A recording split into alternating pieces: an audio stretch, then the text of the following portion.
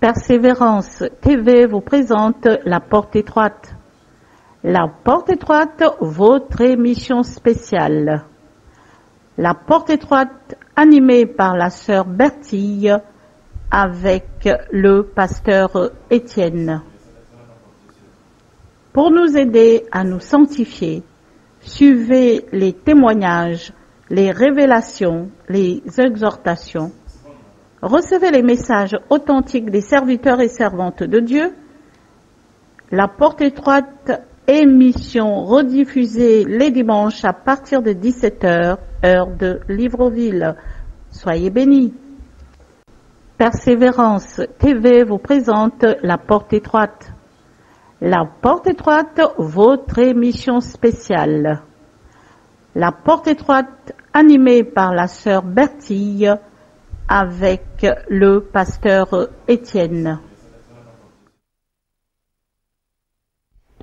Shalom bien-aimés, shalom, que la paix du Seigneur Jésus-Christ de Nazareth soit chez vous. Voilà, donc dans le cadre de cette émission, bienvenue à cette émission La Porte Droite qui a été réalisée pour l'édification du corps de Christ dans le but de nous, nous exhorter, de nous encourager à persévérer dans la sainteté, dans la sanctification, et sans laquelle personne ne verra le Seigneur Jésus-Christ de Nazareth. Donc, je suis votre humble serviteur, le pasteur Étienne, qui vient maintenant ce soir vous donner une connaissance pour ceux qui ne le savent pas, ou pour ceux aussi qui ne croient pas. Voilà, donc nous parlerons d'un thème important, ce soir, donc du feu de l'enfer. Voilà, c'est important de le savoir. Et c'est aujourd'hui, comme je disais tantôt, il y a d'autres qui ne croient pas que l'enfer est réel et que le ciel est réel. Voilà, donc c'est important de le savoir. Donc pour tous ceux qui ont la vision, pour tous ceux qui se battent pour entrer au ciel, je crois que ce message est pour vous, et aussi également pour nos enfants et nos familles. Donc je vais poursuivre dans le cadre de cette émission, la Porte Droite, c'est là où nous pouvons comprendre et réaliser que le Seigneur nous aime réellement, parce que il faut que vous sachiez que notre Dieu, et notre Seigneur Jésus-Christ a tout fait pour que chacun d'entre nous vraiment bénéficie de cette grâce d'être en vie jusqu'à présent.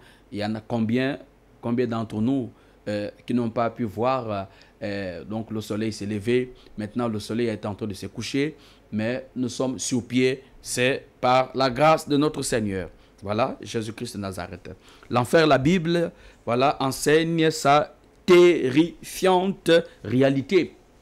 La Bible nous enseigne les terrifiantes réalités de l'enfer. Ce qui se passe en réalité, aujourd'hui, le Seigneur complète parce que il ravit nos frères et nos sœurs, certaines personnes qui l'amènent au séjour des morts, qui l'amènent là où se trouvent de pleurs et de graissements de dents, parce que mes frères et sœurs, c'est un endroit que tu ne pourras jamais souhaiter à quelqu'un. Je vous dis la vérité, c'est horrible, c'est vraiment horrible.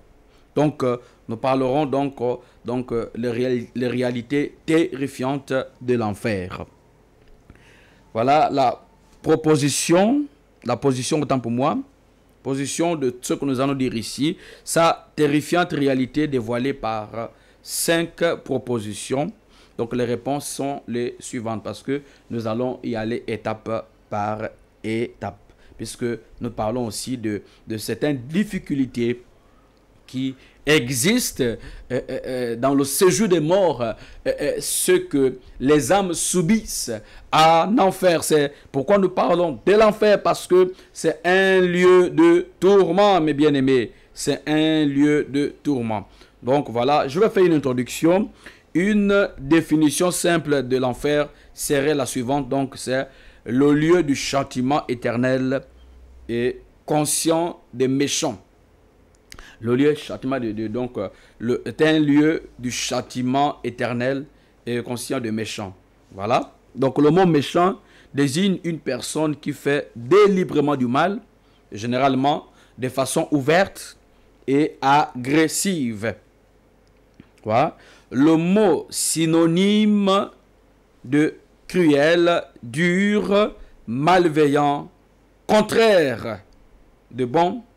Vous voyez, contraire de bon. Pourquoi? Parce qu'aujourd'hui, nous pouvons déjà avoir une idée de celui qu'on peut qualifier dans le cadre d'être méchant. Donc, l'enfer ou encore le séjour de mort a été créé pour le méchant, pour celui qui se rebelle, pour celui qui marche contre la vérité, pour celui qui refuse de se repentir, pour celui qui refuse de donner son cœur, son âme à Dieu. Voilà, vous devez comprendre que ce sont ce genre de personnes qui vont être jugées et jetées dans le feu de l'enfer. Et dans d'autres passages bibliques, nous révèle qu'il y a, dans cette flamme-là, dans le feu de l'enfer, il y a des espèces de vers. Non seulement il y a des serpents, mais également aussi il y a des vers qui rongent les âmes, qui rongent certaines personnes. Donc ceux qui sont jetés dans le lac de feu, ceux qui sont jetés dans cette flamme de feu-là, en fait, subissent des piqûres des vers bizarres qui viennent vous piquer. C'est terrible, mes bien-aimés. Donc, vraiment, prions pour que nous puissions prendre part à l'enlèvement pour ne pas être condamnés, mes bien-aimés. Vraiment, que le Seigneur nous aide, qu'il nous aide sincèrement. Donc, je poursuis. Dans la Bible, les méchants sont les inconvertis, les pécheurs qui ne se sont pas réconciliés avec Dieu. Donc, les Saintes Écritures nous demandent d'avertir le pécheur, voilà, d'avertir le pécheur de l'insistance de cette terrifiante réalité et de présenter le seul moyen d'y échapper.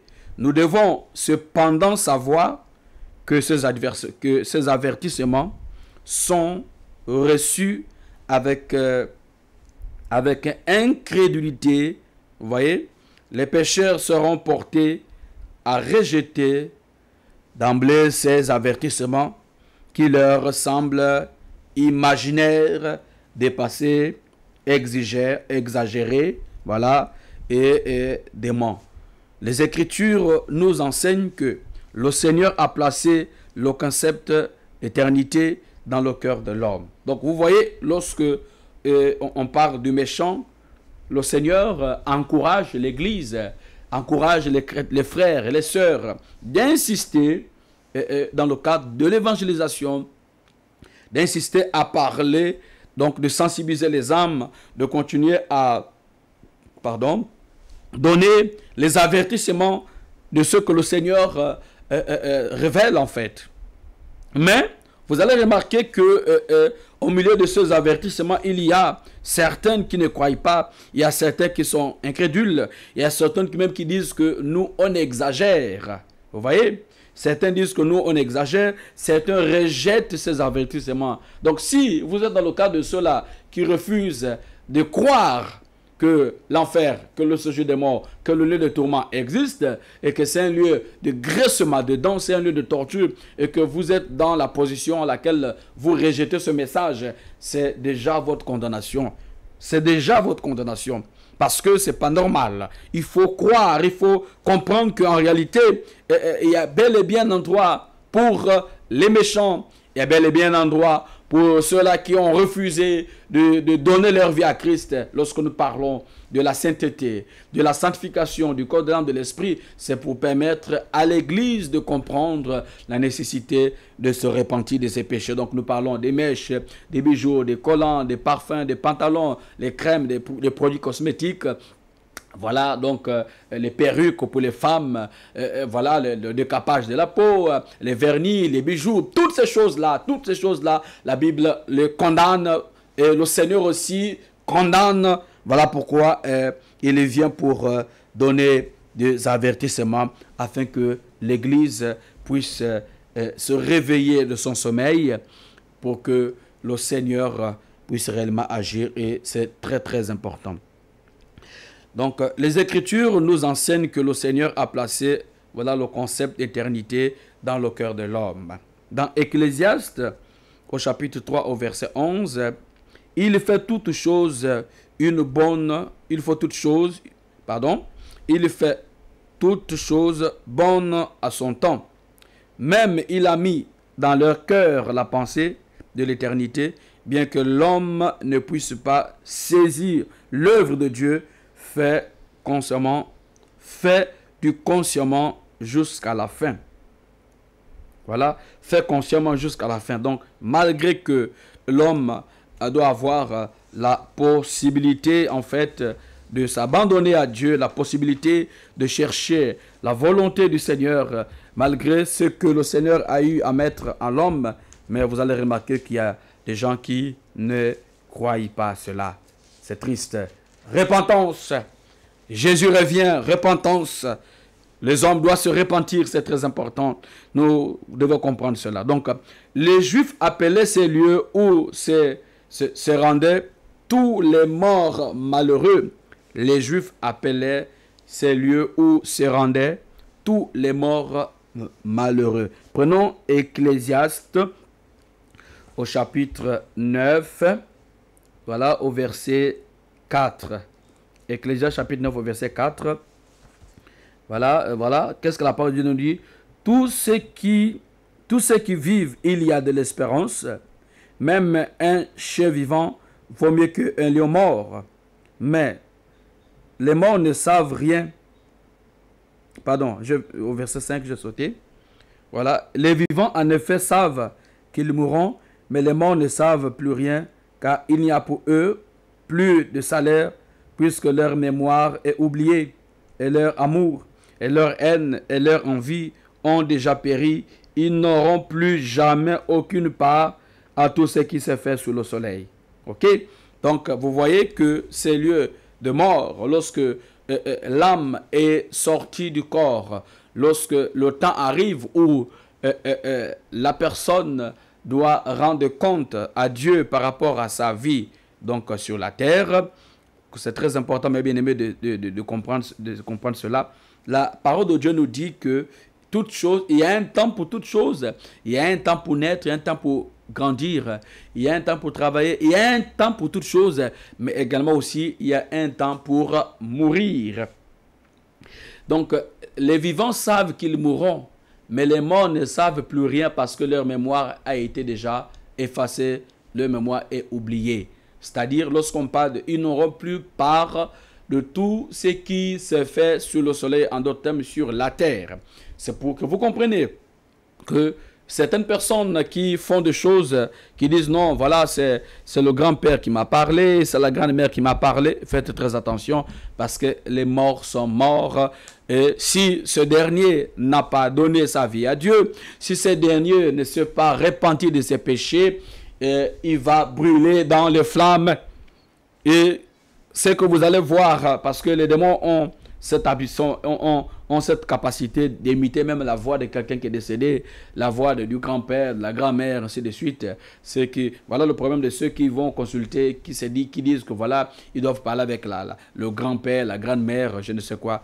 Ici, c'est la vérité, parce que le mémoire comment on appelle ça, d'une personne qui était en vie, tout ce qui s'est fait sous le soleil, sur la terre, cette personne, lorsqu'on les meurt, lorsqu'elle se retrouve en enfer, elle se souvient tout simplement parce que là-bas, en enfer, elle va juste se rappeler de sa vie du passé, de ce qu'elle faisait. Mais elle n'aura plus part de ce qui se passe sur la terre. Mais sa mémoire, mes bien-aimés, c'est très important. Sa mémoire va être à quel niveau? C'est au niveau où elle va se rappeler de ses différentes relations en mariage, tout ce que la personne a pratiqué, tout ce que la personne a fait dans sa vie. Donc, ces choses-là, c'est ce qui va évidemment le condamner. Le patriarche qui mourait était recueilli auprès de son peuple. Donc, vous comprenez que c'est très important de le savoir. Donc, nous pouvons voir, donc ici, on nous parle d'Abraham lorsqu'il est mort, en fait. Voilà. Donc, David, pleurant son fils, dit, qu'il n'ira bientôt vers lui. Donc, dans 2 Samuel, le chapitre 12, au verset 23, pour ceux qui connaissent bien l'histoire de David, qui avait, m'a donné, commis un péché en prenant la femme d'Uri, donc la femme de son général. Donc, lorsqu'il a tué son général, il a pris sa femme et il a commencé à coucher avec cette femme. Et ensuite, l'enfant est né. Et le Seigneur il a dit à David, écoute, à cause de ce péché que tu as eu à faire, mais tu dois comprendre que cet enfant ne vivra pas, il mourra. Et David était vraiment très triste et il est rentré dans un temps pendant que l'enfant était malade, dans un temps de prière, de jeûne, de repentance, de jeûne, pour que le Seigneur puisse pardonner ses péchés. Dieu lui a dit, écoute, je pardonne ton péché, mais l'enfant mourra. Et ce qui est intéressant, quand vous lisez ce texte, le texte nous dit que après que l'enfant est décédé, David s'est levé et il est allé se doucher. Il a demandé de la nourriture à ses serviteurs et il a commencé à manger parce que pour lui, l'enfant est parti, il n'y a plus rien à faire. Et les serviteurs étaient tellement surpris, ils ont dit, maître, mon roi, mais comment se fait-il que pendant que l'enfant était malade, tu ne mangeais presque pas, tu étais tout le temps dans le jeûne, tu te lamentais, mais que l'enfant est mort, pourquoi maintenant tu te réjouis, voilà. C'est comme ça, David va répondre à ses serviteurs, écoutez, c'est tout à fait normal parce que mon fils qui vient de partir, c'est en fait, lui, il n'aura plus la possibilité de venir vers moi, mais c'est moi qui ira vers lui.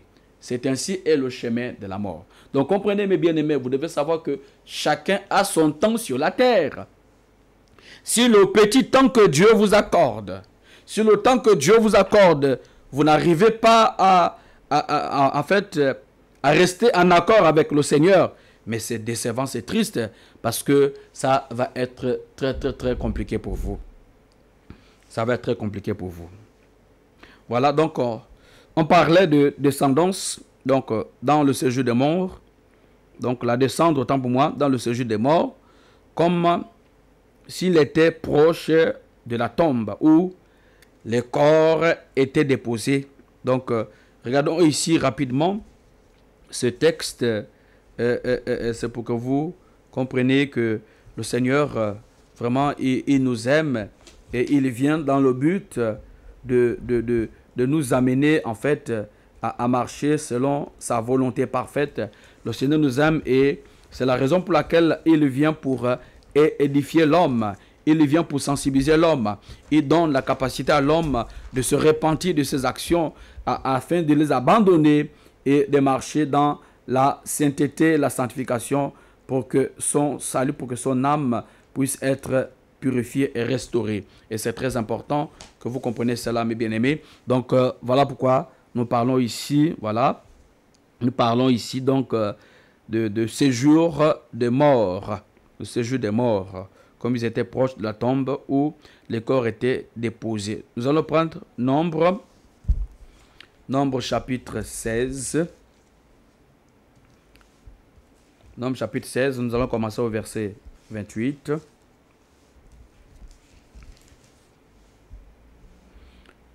Nombre chapitre 16 au verset 28. Voilà, Moïse dit à ceux-ci, vous connaîtrez que l'Éternel m'a envoyé pour faire toutes ces choses et que je n'agis pas de moi-même. Si ces gens meurent comme tous les hommes meurent, s'ils subissent, autant pour moi, le sort comme à tous les hommes, ce n'est pas l'Éternel qui m'a envoyé. 30. Mais si l'Éternel fait une chose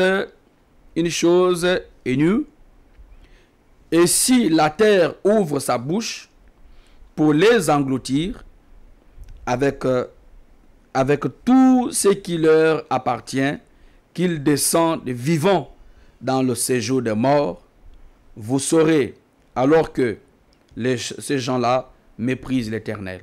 Comme il achevait de prononcer toutes ces paroles, la terre qui était sous qui était sous eux se fendit, la terre ouvrit sa bouche et les engloutit, eux et leurs maisons, avec les gens de Corée et tous leurs biens.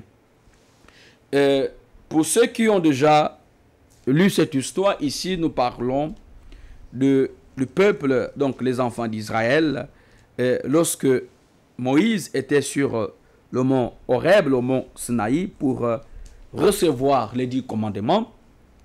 Qu'est-ce qui se passe? Le peuple a désobéi à Dieu. Ils ont fabriqué un veau d'or. Et lorsqu'ils fabriquent le veau d'or, c'était dans le sens de régner le Seigneur. Et Moïse était vraiment en colère. Lorsqu'il descend, il regarde, il constate que le peuple maintenant a fabriqué un veau d'or. Il était en colère, il a dit, bon, ceux qui sont avec moi, viens avec moi, mais ceux qui ne sont pas avec moi, qui ne veulent pas marcher avec moi, se mettent de l'autre côté. Et il a commencé à libérer des paroles. C'est pour vous amener à comprendre que le séjour des morts, qui était aussi un lieu de tourment, pour un lieu d'entente, où les âmes vont être condamnées, parce que le séjour des morts, c'est un lieu de tourment, ce n'est pas encore l'enfer, c'est un lieu de tourment où lorsque le jugement viendra, vous allez comprendre, puisque nous allons pas à pas.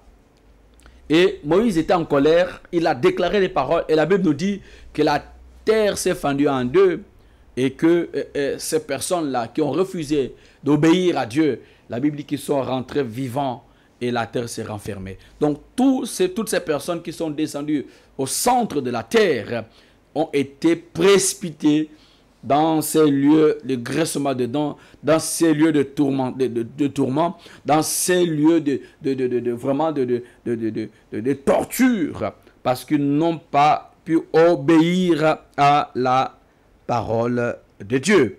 Donc, c'est pour vous dire que le séjour de mort, que nous appelons communément l'enfer, existe, mes bien-aimés. Cela existe.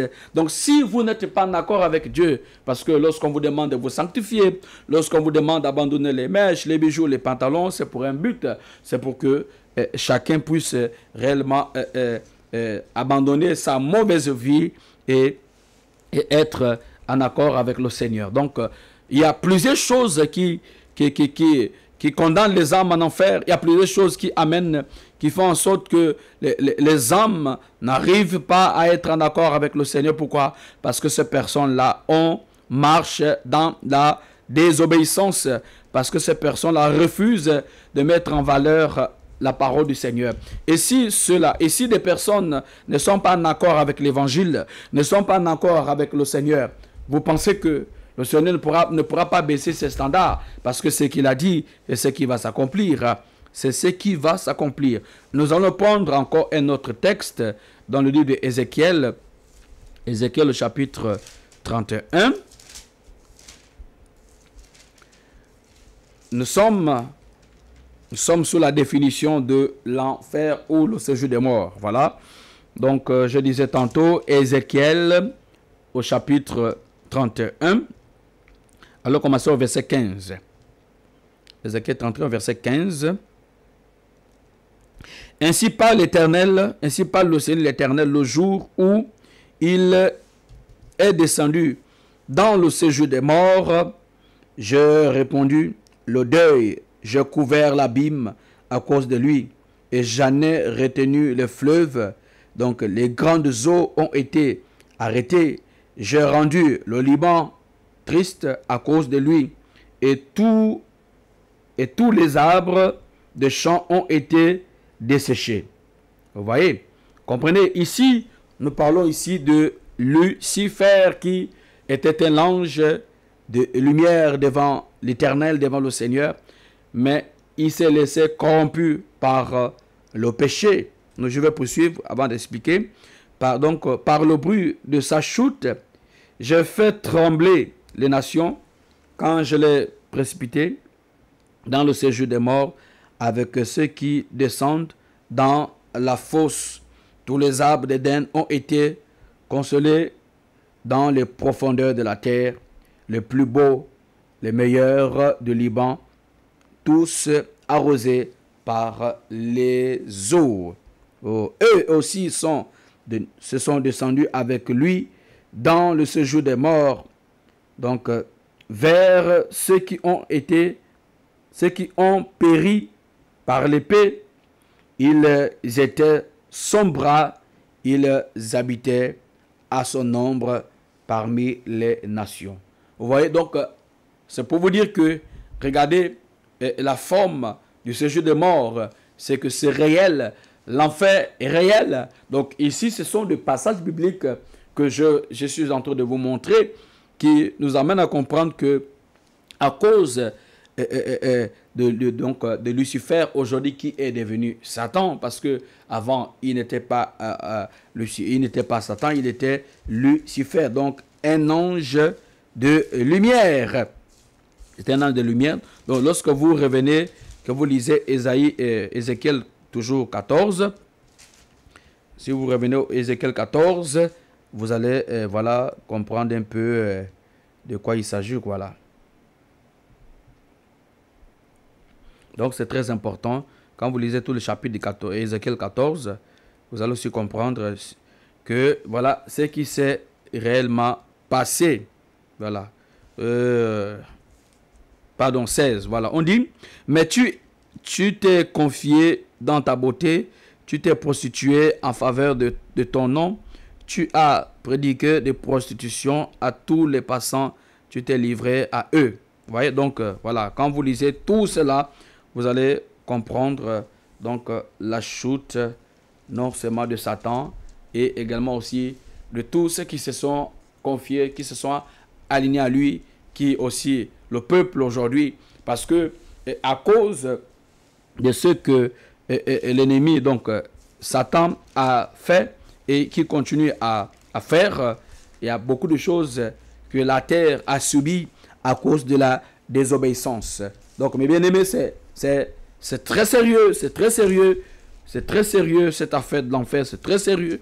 Donc que quelqu'un ne te souhaite pas d'y aller là-bas, mais c'est que j'aimerais vraiment te dire que tu dois te repentir, parce que la repentance est la seule clé qui t'empêchera d'y entrer dans cet endroit. Et c'est très important, bien aimé, de comprendre cet aspect.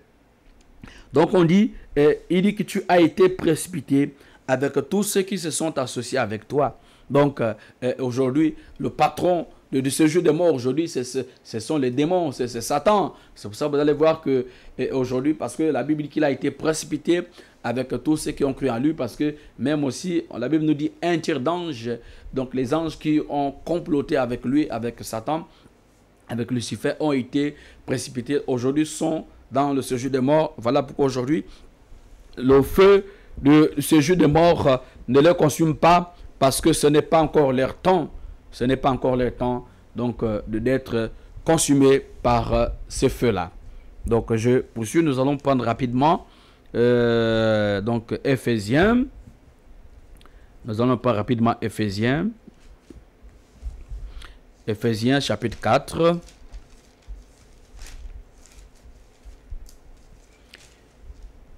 Que le Seigneur nous donne cette force d'aller de l'avant. Donc Éphésiens chapitre 4 au verset 9. Or, que signifie il est monté sinon qu'il est aussi descendu dans les régions inférieures de la terre? Celui qui est descendu, c'est le même qui est monté au-dessus de tous les cieux afin de remplir toutes choses. Vous voyez, lorsqu'on parle, lorsque Jésus était sur la croix, qu'il est mort, la parole de Dieu nous dit qu'il est descendu dans les eaux inférieures, donc dans des endroits inférieurs. Donc il est descendu au centre de la terre, c'est-à-dire il est descendu dans le séjour des morts. Parce que à cause de la désobéissance de l'homme, l'homme avait vendu l'autorité. Donc Satan avait arraché l'autorité, avait arraché la clé de la vie à l'homme, et il avait entraîné cette clé avec lui au séjour des morts. Maintenant, lorsque Jésus est mort sur la croix, la Bible nous dit ici que le Seigneur est descendu. Je vais reprendre. Or, que signifie qu'il est monté sinon qu'il est aussi descendu dans les régions inférieures de la terre. Celui qui est descendu, c'est le même qui est monté au-dessus de tous les cieux afin de remplir toutes choses. Donc vous voyez, donc le Seigneur, lorsqu'il descend dans le séjour des morts, il a arraché la clé que Satan détenait, la clé de la vie que Satan détenait, il a arraché. Et le seul qu'il a arraché, et la Bible dit dans Colossiens qu'il a livré ces démons en spectacle. En spectacle. Donc comprenez que l'enfer existe, le séjour des morts, c'est lieu de tourment où les âmes sont tourmentées nuit et jour. Les âmes sont tourmentées nuit et jour. Plusieurs sont réellement dans cet aspect où il n'y a pas d'eau, où c'est la chaleur. Oh, réellement, c'est triste, mes bien-aimés. Lorsque vous voyez des âmes qui souffrent en enfer, lorsque vous voyez les âmes qui sont torturées dans le séjour de mort, je vous assure que vous n'aurez même pas le courage de regarder. Ok? Vous n'aurez même pas le courage de regarder. Le séjour de mort était considéré dans l'Ancien Testament comme le lieu de l'oubli ou du repos. Voilà, parce que c'est terrible. Donc, lorsque vous êtes en enfer, vous êtes oublié. Complètement oublié. Oublié. Lorsqu'on parle au repos, c'est pour les chrétiens. Mais en enfer, il n'y a pas de repos. Il n'y a pas de repos. Vous allez juste voir après dans Job 3, 13 à 19. Voilà. Donc, les divers autres textes enseignent que les âmes continuent à exister dans le séjour des morts. Bien sûr, parce qu'ils ont leur propre conscience. Ces âmes-là continuent à exister dans le séjour des morts. Ils sont conscients. Voilà pourquoi à chaque fois, ces âmes-là interpellent le Seigneur. Seigneur, donne-nous une seconde. Donne-nous une minute. Seigneur, donne-nous une minute de revenir à réparer l'erreur que nous avons commise. Voilà pourquoi, quand on est dans le feu de l'enfer, le séjour des morts, on ne meurt plus parce qu'on est déjà mort. Mais on est tourmenté nuit et jour. On est tourmenté, c'est pas possible, c'est triste. On est tourmenté. Les flammes, les vers de terre, le ver qui te rongent, c'est terrible, mes bien-aimés. Donc, tous ceux qui sont maintenant dans le séjour de mort sont toujours en vie.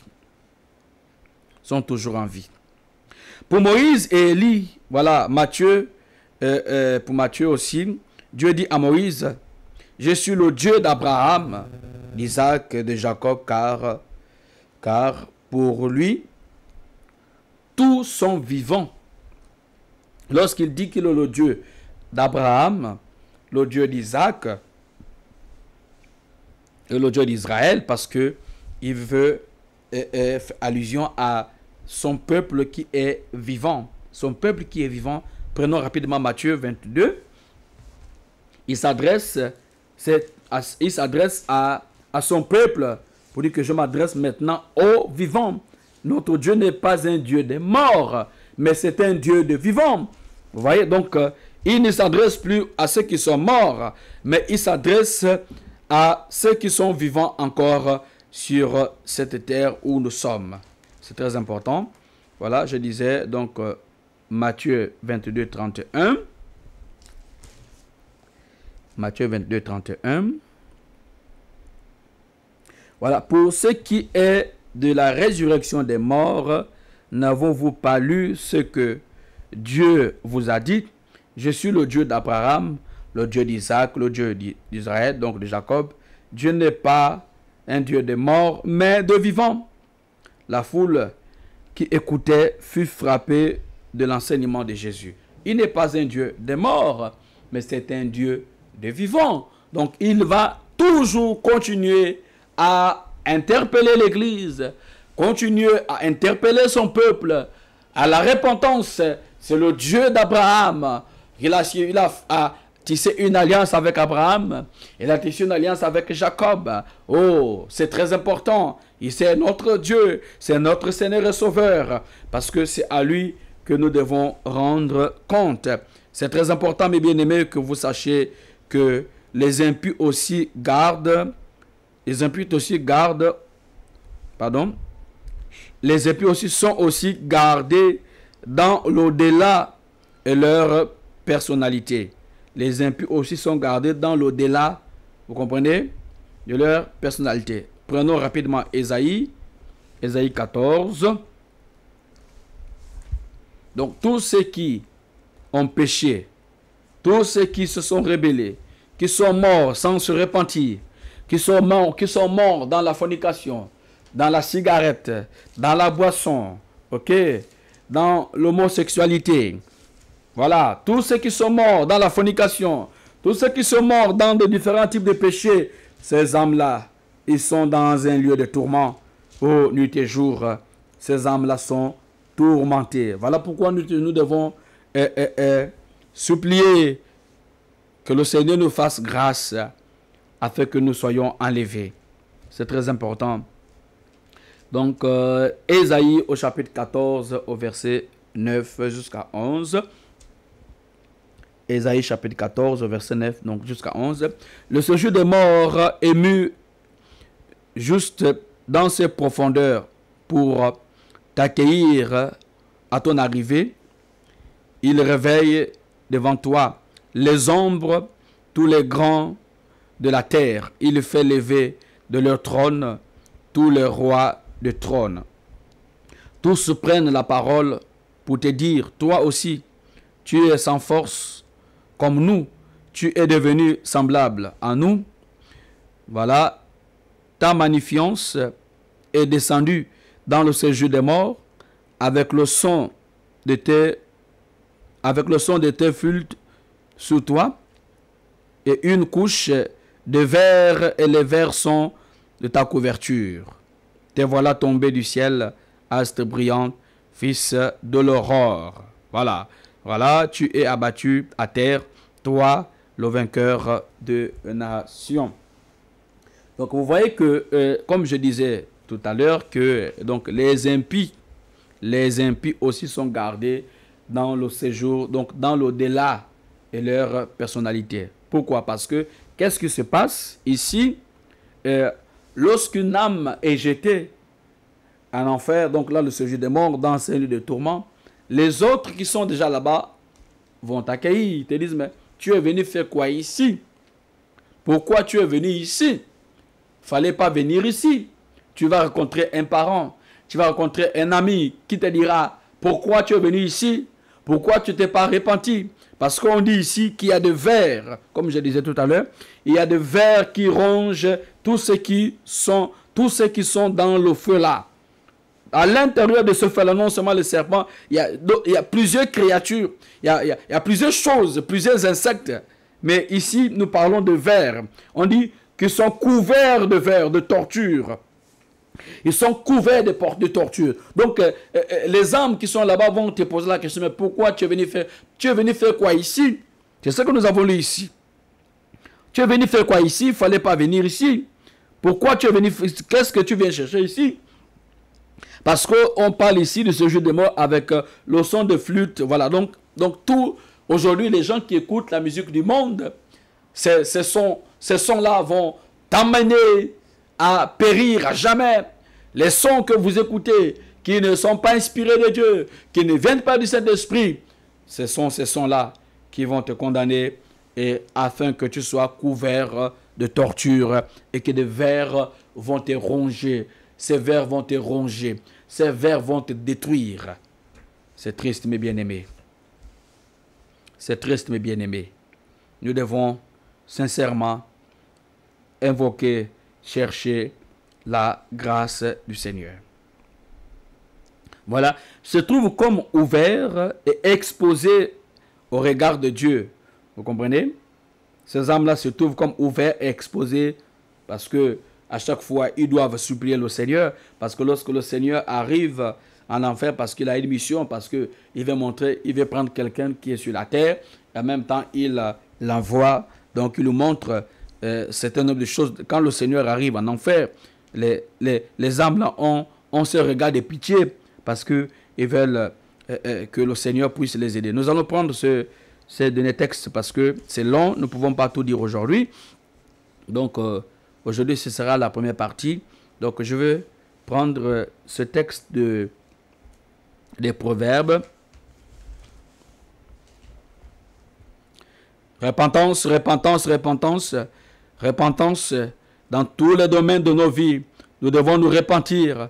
Nous devons chercher la grâce du Seigneur dans la sainteté, la sanctification, parce qu'il y a des choses qui peuvent nous empêcher d'avancer. Il y a des choses que Satan peut placer devant nous pour que nous ne puissions pas, voilà, être en accord avec le Seigneur. Nous allons prendre ce dernier texte, donc le livre de Proverbes au chapitre 15 au verset 9. La voix du méchant est en horreur à l'Éternel, mais il aime celui qui poursuit la justice. Une correction sévère menace celui qui abandonne donc le sentier. Celui qui est la réprimande, voilà, celui qui est la réprimande mourra. Le séjour de mort et l'abîme sont devant l'Éternel. Combien plus les cœurs des fils de l'homme. Le moqueur n'aime pas qu'on le reprenne. Il n'a point vers les sages. Vous voyez? Donc le séjour de mort et l'abîme sont devant l'Éternel. Combien plus les fils de l'homme. Donc le moqueur n'aime pas lorsqu'on le réprimande. Vous voyez que la voix du méchant amène toujours le méchant à la perdition. Donc si vous allez continuer à insister à vivre dans la méchanceté, si vous allez continuer à insister à vivre dans vos péchés, voilà le chemin que vous avez choisi. C'est quoi? La perdition. Voilà le chemin que vous avez choisi. C'est être torturé nuit et jour. Voilà le chemin que vous avez choisi, c'est l'enfer. Parce que c'est un endroit où le séjour des morts est un endroit où toutes les âmes, donc tous ceux qui meurent aujourd'hui avant l'enlèvement, vont rester là-bas pour attendre l'enlèvement de l'Église. Ensuite, par la suite, maintenant, le vrai jugement. Et vous allez comprendre avec les textes bibliques, nous allons vous démontrer que cela est réel. Parce que sa présence même, s'il fait sentir pour le sens, même si sa présence même s'est fait sentir lorsque le chrétien ou la personne croit à la révélation de la parole, lorsque la personne arrive réellement à se donner à lui. Parce que les croyants de l'ancienne alliance avaient aussi l'assurance de la gloire future, de la résurrection donc de corps. Donc nous allons nous arrêter par là. Et c'est pour vous dire que les gens, donc tous ceux qui nous ont précédés aussi, ceux-là aussi avaient l'assurance. Ils espéraient aussi à Dieu. Ils espéraient que Dieu puisse les sauver. Ils espéraient que Dieu puisse les délivrer. Ils espéraient que Dieu puisse réellement les aider à grandir. Donc, ce que j'aimerais dire à quelqu'un ce soir, que tu as besoin de t'accrocher à Dieu. Tu as besoin de demander pardon au Seigneur à cause de l'état de ton cœur, à cause de l'état de tes péchés. Cherche la volonté parfaite du Seigneur. Tu as besoin de marcher dans la sanctification. Tu as besoin de plaire à Dieu. C'est très important. Ne te laisse pas voir par le monde. Ne te laisse pas dominer par tout ce que tu vois autour de toi. Parce que ce sont des illusions. Mais la réalité, tu la verras après la séparation. C'est-à-dire lorsque ton âme sortira de ton corps. Si aujourd'hui ton âme n'est pas prêt de mettre la parole de Dieu en œuvre, mon ami, mes frères, il y a une autre vie que celle que vous ignorez. C'est très important. Je lance cet appel à mes bien-aimés, à tous ceux qui me suivent, à tous ceux qui auront l'occasion de suivre cette émission La Porte Droite. Voilà, donc repentons-nous et cherchons la grâce du Seigneur. Que le Saint-Esprit vous bénisse et qui vous garde. Bonne soirée à tous. Shalom.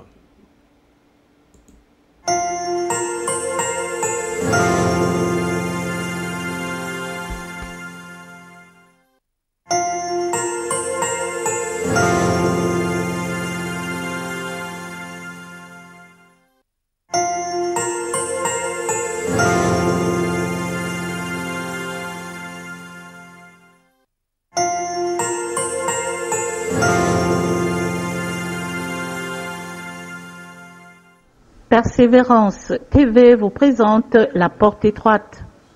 La Porte Étroite, votre émission spéciale.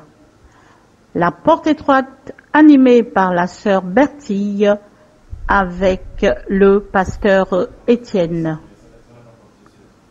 Pour nous aider à nous sanctifier, suivez les témoignages, les révélations, les exhortations. Recevez les messages authentiques des serviteurs et servantes de Dieu. La Porte Étroite, émission rediffusée les dimanches à partir de 17h, heure de Libreville. Soyez bénis.